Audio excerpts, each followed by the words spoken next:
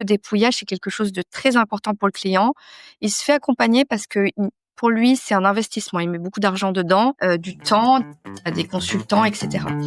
Bonjour et bienvenue dans Masters of Tenders, le podcast qui vous dévoile le secret des entreprises, maîtres dans l'art de répondre aux appels d'offres. Je m'appelle Ayoub Beni, le CEO et le cofondateur de TenderCrunch. Ma mission, vous dénicher des idées et méthodes concrètes à appliquer immédiatement dans votre business et vous booster grâce aux appels d'offres. Vous êtes prêts? Allons-y. Bonjour, aujourd'hui j'accueille Vatsana Pra. Bonjour Vatsana. Bonjour Ayoub.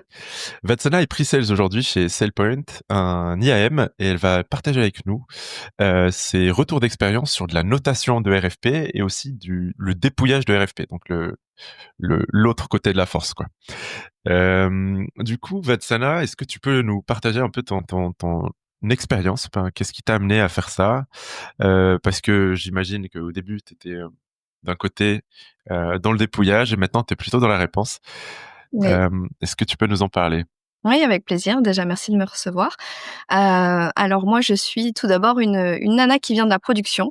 Donc, j'ai commencé mes armes, en fait, dans une équipe de production chez le client final et travailler en production, du coup, ça permet de voir toutes sortes de choses, du projet, voilà, de l'intégration, comment se passent les premiers RFP et cetera, quand on les reçoit, quand on trouve la solution, quand on la met en place.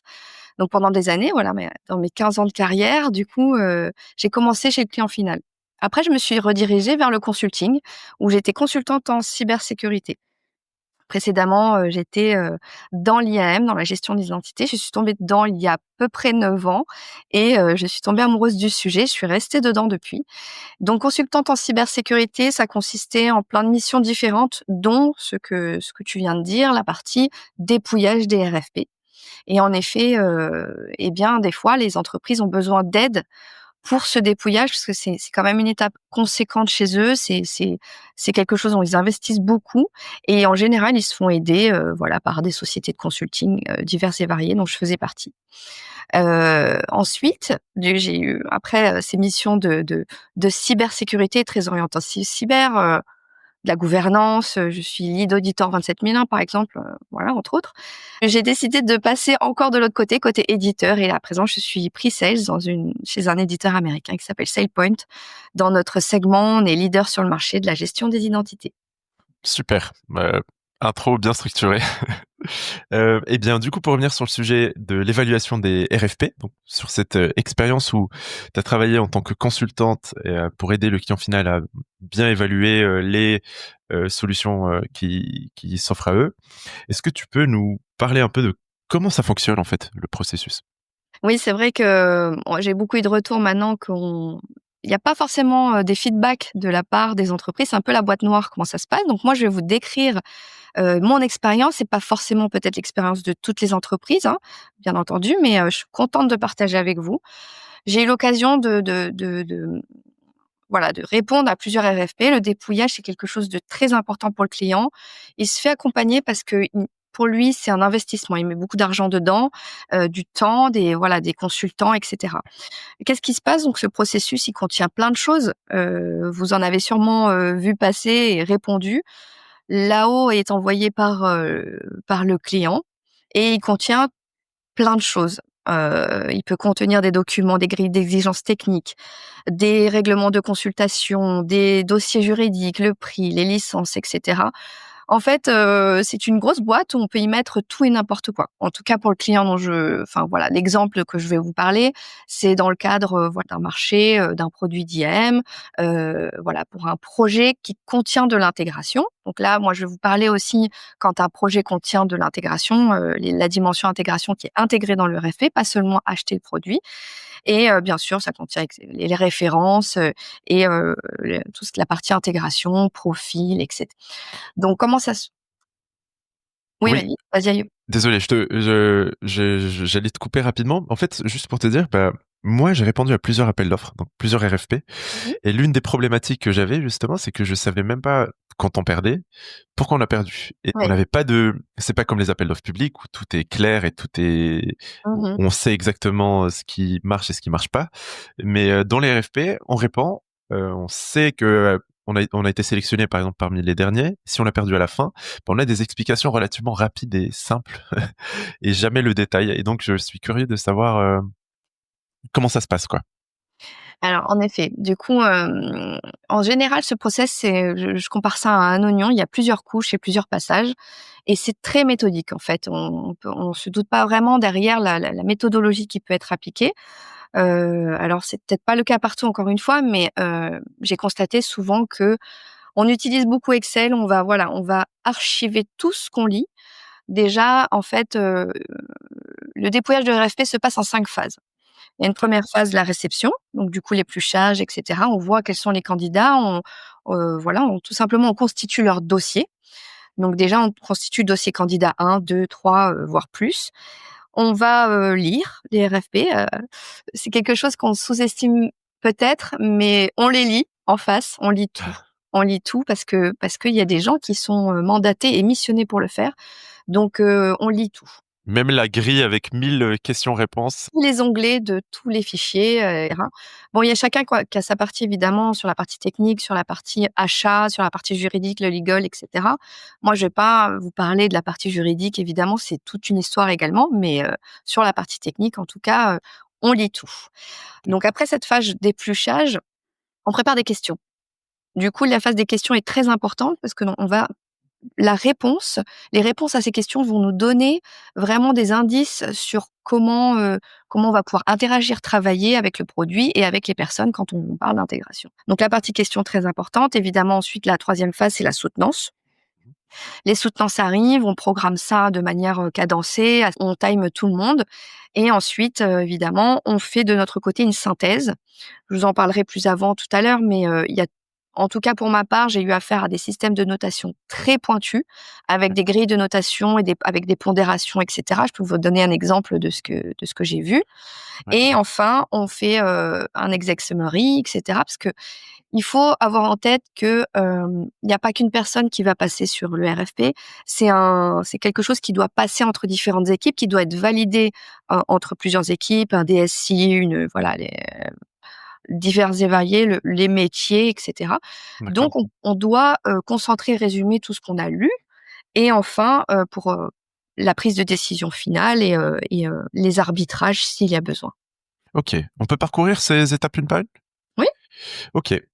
Donc là, pour la partie réception, donc phase 1, réception, ça veut dire que vous avez déjà identifié les entreprises que vous voulez inviter à votre appel d'offres ou à votre RFP. Donc, ils participent, vous recevez les dossiers. En général, c'est combien de personnes? C'est combien d'entreprises en moyenne? Ça varie, je dirais quand même c'est un minimum de 2. Ensuite ça peut aller jusqu'à 4, mais c'est rarement plus. Parce Ok, que, s'il y en a plus, en général, les entreprises, par leur boîte de consulting, elles sont au courant et des fois il y en a qui décident rapidement de faire des no-go quand, quand c'est pas approprié pour eux et cetera. Donc on tombe, j'imagine.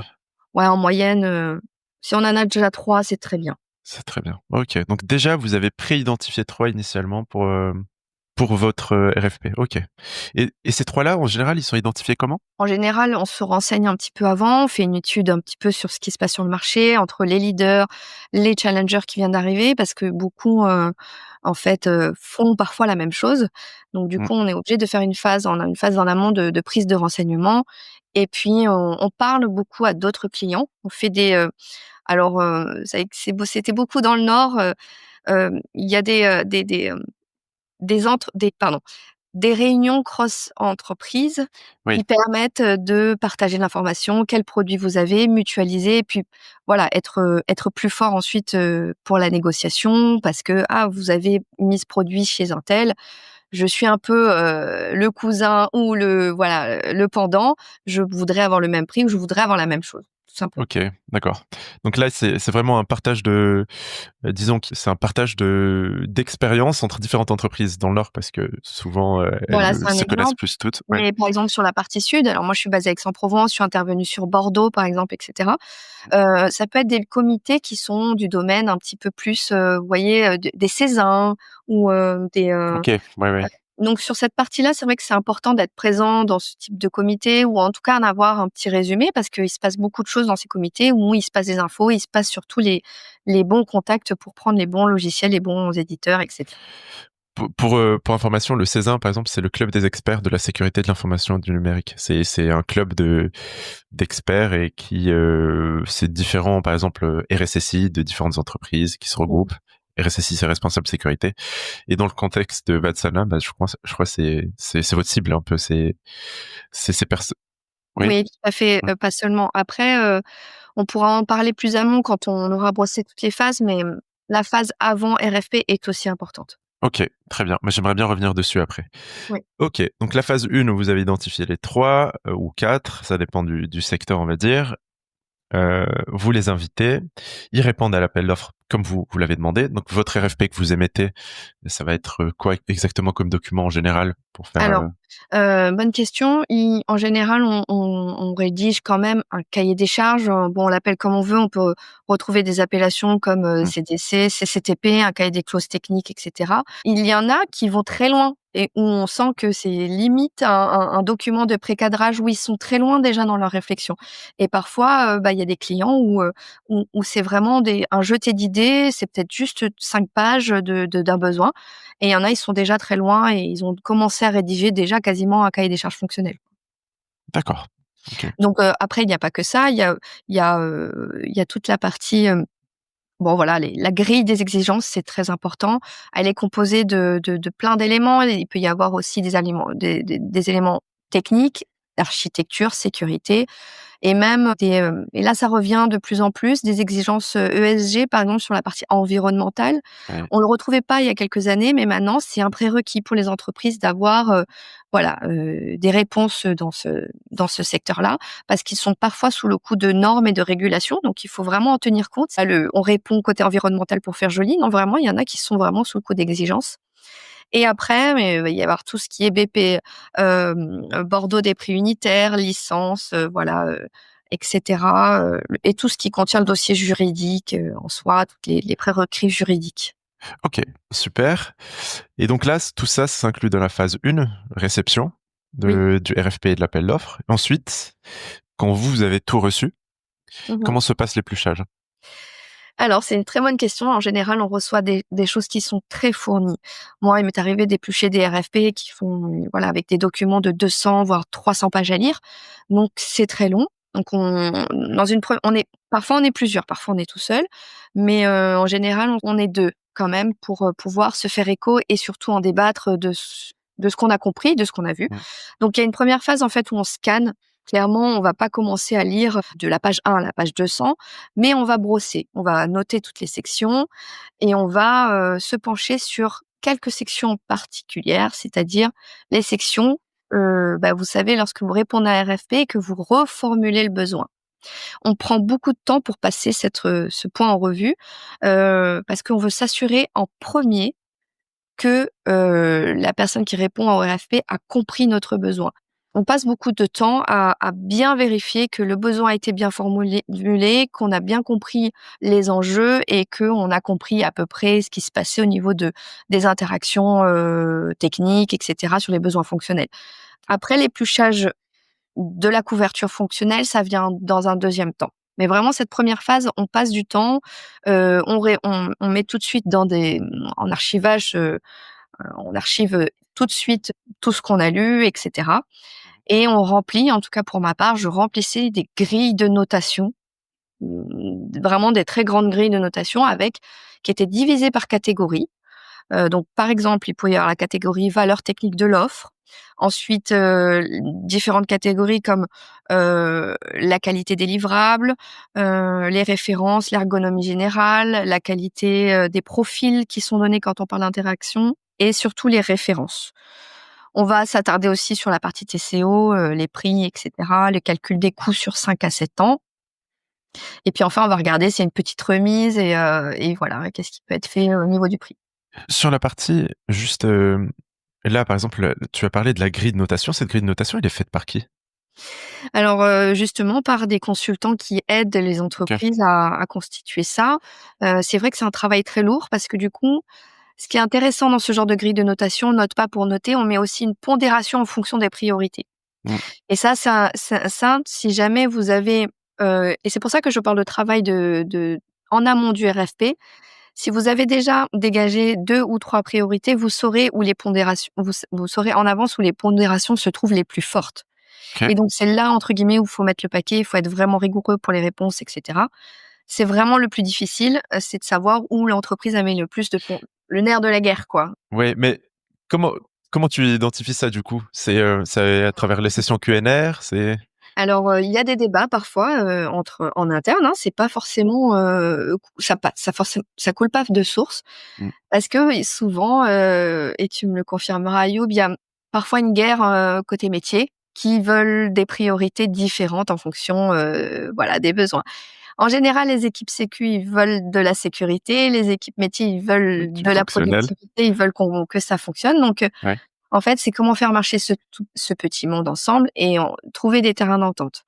En général, ça dépend des entreprises, mais la sécurité est un gros sujet, surtout quand on touche à des sujets, voilà, en tout cas pour moi de cybersécurité ou quand Diem, ouais. voilà, d'IM ou quand l'entreprise prend un produit pour s'équiper, pour se protéger d'attaques et bien là, la composante sécurité va être, prédominante. Ensuite, OK. la partie productivité, bien sûr qu'elle est importante, mais ça reste du bonus. À contrario, il y a d'autres entreprises où ils sont équipés côté sécurité, mais ils veulent un produit pour aller très, très vite. Bah, alors le critère numéro un, c'est la productivité. Qu'est-ce que ça va apporter en valeur? Et en second, la sécurité.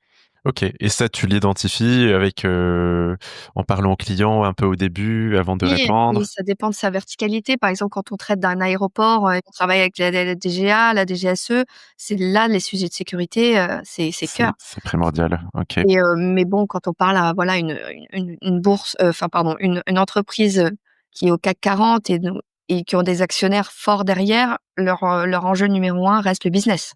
OK, Par exemple. c'est clair. Donc là, tu scannes les documents, donc un premier passage pour scanner les documents et ensuite?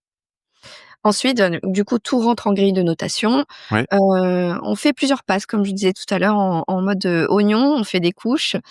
On revient parce que du coup, des fois, on a une première impression sur un RFP qui s'avère pas être forcément celle qu'on va avoir jusqu'à la fin. Il y a un espèce de cheminement, on se fait pas, une idée tout de suite. Des fois, on a des bonnes surprises en se disant: «Tiens, moi au début je voyais pas trop comme ça» et puis en fait, il y a une surprise à un moment parce que les réponses aux questions, par exemple, elles ont été pertinentes, elles ont été rassurantes, la réactivité aussi du timing dans lesquels on a demandé les réponses aux questions et cetera. Il y a une entreprise qui a voilà, qui a vraiment respecté le timing. Le timing est très important. le timing de quand vous avez des questions, en plus de leurs, Tout réponses ou tout dans le tout? RFP. Par Ouais, exemple, il faut rendre le RFP avant temps, oui, oui. les soutenances, voilà, par exemple, des entreprises, des candidats qui demandent des reports de soutenance alors que, par exemple, tout le calendrier a été, Ça, c'est mal vu. c'est très mal vu, ouais, qui annulent des points de questions alors que, voilà, nous, on en avait besoin pour avancer. Ça marque pas des points dans le processus, en effet. D'accord, OK. Très bien. Donc là, vous avez rempli les grilles de notation au fur et à mesure et quand tu disais des fois tu es surprise à la fin par, tu peux par exemple penser que la les réponses au début étaient pas bonnes, mais avec l'avancement de l'analyse, tu te rends compte que ça devient mieux. C'est quoi? C'est la solution que le client propose parce que c'est des gros projets sur lesquels tu as travaillé? Ou Mmh. c'est leur approche? Qu'est-ce qui fait que C'est une très bonne question. Au final, j'ai l'exemple, par exemple, de voilà, d'un éditeur qu'on n'était pas forcément très convaincus, il était plutôt cher, mmh, voilà, on avait une autre solution qui aurait pu faire la même chose, pour moins cher, clairement.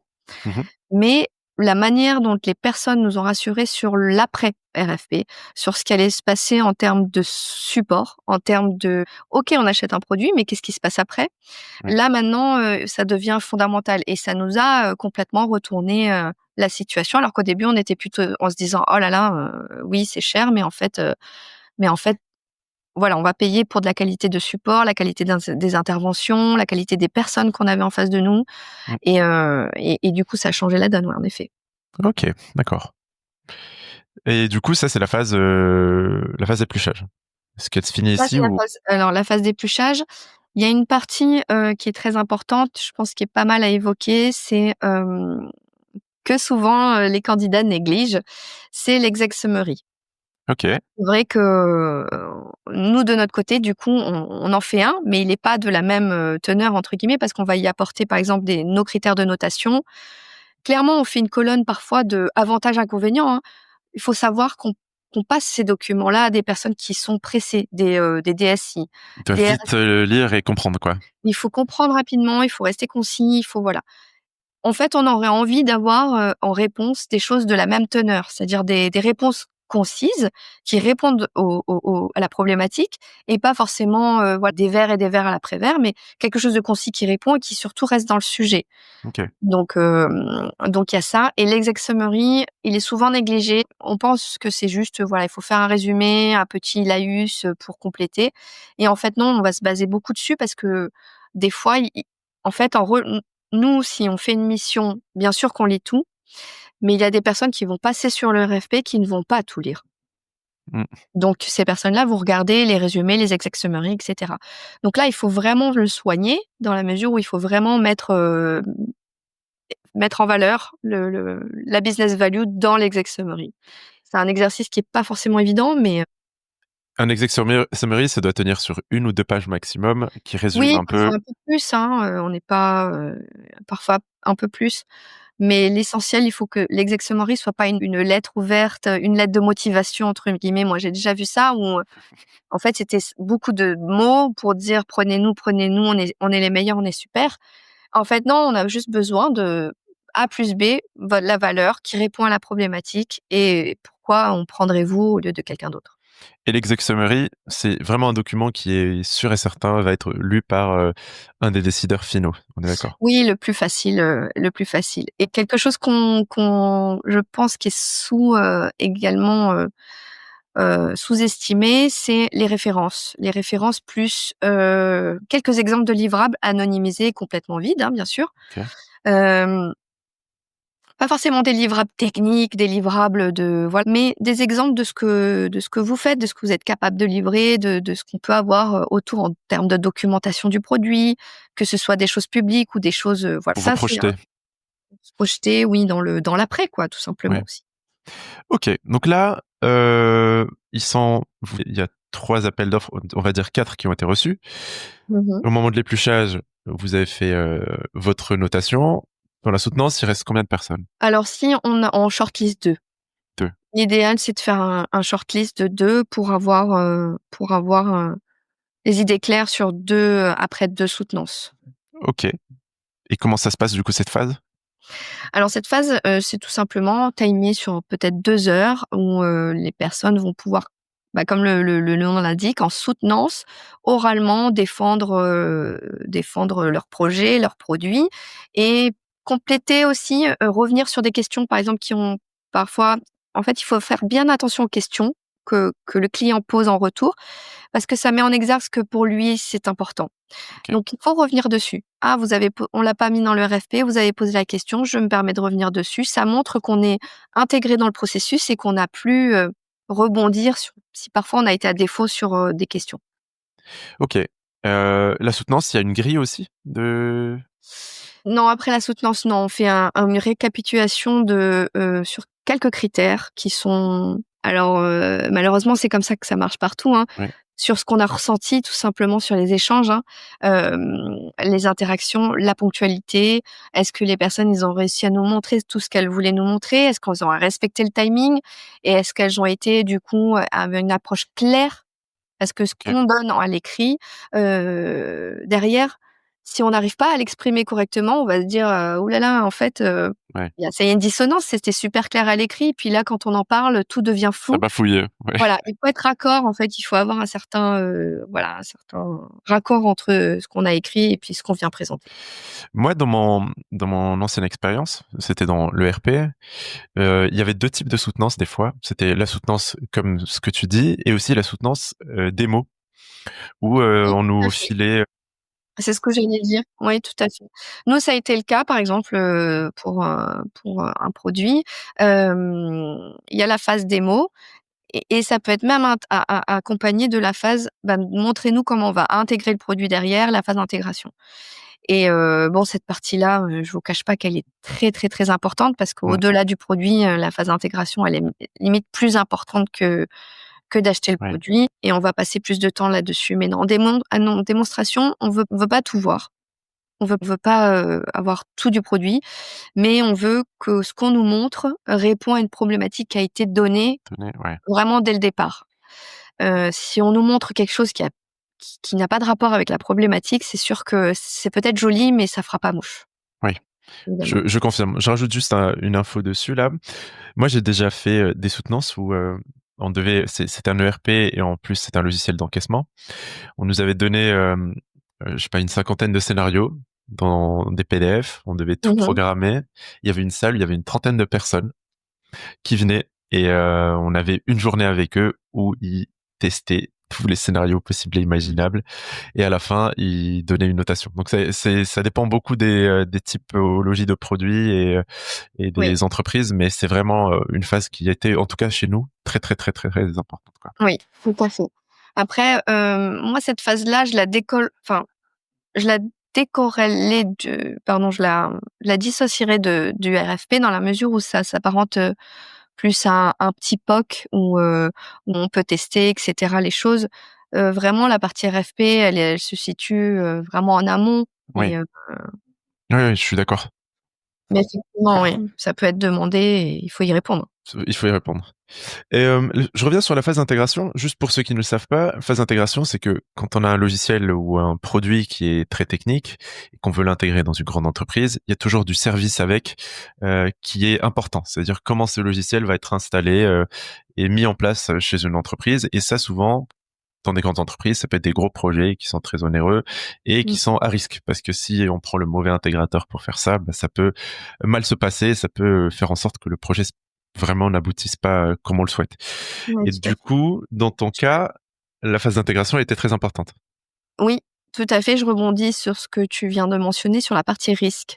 Moi, alors, des formations professionnelles parce que je Oui, suis ISO 27001, ouais, mais j'aime bien apporter au client une approche par les risques. Donc clairement, je constitue une matrice de risque pour le client, en ok, fonction de ses priorités à lui et surtout de ce qui peut être risqué pour lui, par rapport au business, par rapport à différents critères. Et donc à la fin, il se retrouve avec une matrice de risque avec, je ne sais pas si vous connaissez la notion de matrice de risque, elle comporte du moins risqué ou du plus risqué, la probabilité et cetera oui, et ça lui permet très rapidement aussi, très visuellement d'avoir quelque chose pour lui à passer, dans les équipes, d'avoir, des messages qui peuvent clignoter sur lesquels ils peuvent, poser des questions dans tout au long du RFP. ok. Donc là, une fois que cette phase de soutenance est passée, c'est quoi enfin l'après? C'est la prise de décision, c'est la synthèse. Tout à fait. La synthèse, c'est un très gros, une très grosse partie parce qu'on à la fois pardon, attends, je suis un peu malade. Alors oui, effectivement, la synthèse, à la fois, c'est une partie, très importante qui prend beaucoup de temps parce qu'on ne veut rien oublier et on veut surtout, pouvoir archiver pour tout le monde, pour ceux qui n'ont pas été là, qui ont pas pu assister à telle ou telle réunion et cetera et surtout, c'est le devoir de conseil qui prime, mais c'est aussi le devoir d'archivage pour que le client puisse avoir après, toutes les, bonnes informations pour prendre la décision.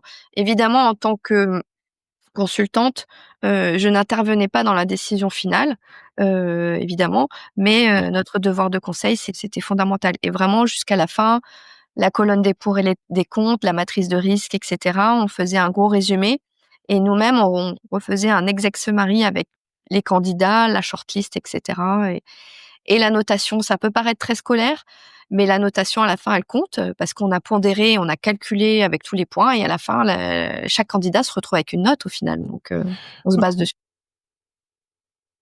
Là, si on devait dire, par exemple, c'est quoi les erreurs que enfin, les erreurs que tu as vues régulièrement sur ces étapes-là, toi?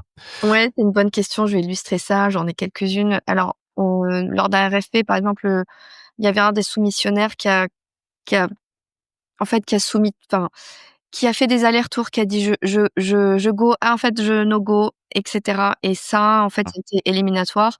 En gros, on s'est dit: «Bon, soit il y va, soit il n'y va pas, mais Ouais, il était il y a pas pas sûr de d'entre lui, quoi. Ouais. voilà, il y a pas d'entre-deux, quoi», donc ça a été, par exemple, voilà, il faut être sûr de dire, go ou no go. Il faut pas Go. revenir sur sa décision, évidemment. J'ai trouvé des copier-coller malheureux dans les RFP. Par manque de temps, voilà, je comprends, hein, la chose. Ouais. J'ai retrouvé le copier-coller du coup de d'autres clients, et et et bah, du coup, je ça me donne déjà des indications sur, des choses que je ne dois pas connaître, Ouais. et puis ça fait pas très professionnel, voilà, d'avoir les des copier-coller. Des fois, les entreprises prennent pas beaucoup le temps de structurer quand ils envoient la réponse. Des fois, dans un fichier, il y a plein de pièces jointes. Ah tiens, je dois rajouter cette pièce jointe, ça je dois ra et on sent que ça a été envoyé un petit peu en mode Ouais. panier à œufs, Panique. Ouais. alors qu'on a besoin vraiment de structure dans les dossiers, avoir une structure claire qui contient tous les pièces jointes. Ça peut paraître anodin, mais encore une fois, ça démontre, l'esprit, structuré, et puis, voilà, une réponse L'entreprise. Ça aide, quoi. Faut aider, la personne aussi. qui décide. Oui, voilà, et tout ce qui peut aider, en fait, à faire paraître une bonne image professionnelle et puis claire et structurée, de toute façon, ça peut que être bénéfique. C'est clair. Et est-ce que, par exemple, tu as des signaux d'alerte qui te font vite comprendre que un potentiel soumissionnaire a des chances de gagner ou pas du tout dès le début?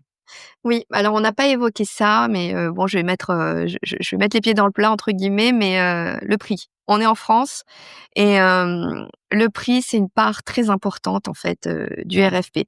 On reste, voilà, un pays qui va regarder le porte-monnaie avant parfois de regarder la valeur, et ça moi, en tant que pre-sales maintenant, je dois prendre en compte cette composante, donc je suis de l'autre côté maintenant. Mais c'est vrai que côté client, si un soumissionnaire arrive avec un prix complètement dissonant de tous les autres, Pas on est à 3 fois le prix, ça peut être éliminatoire, clairement.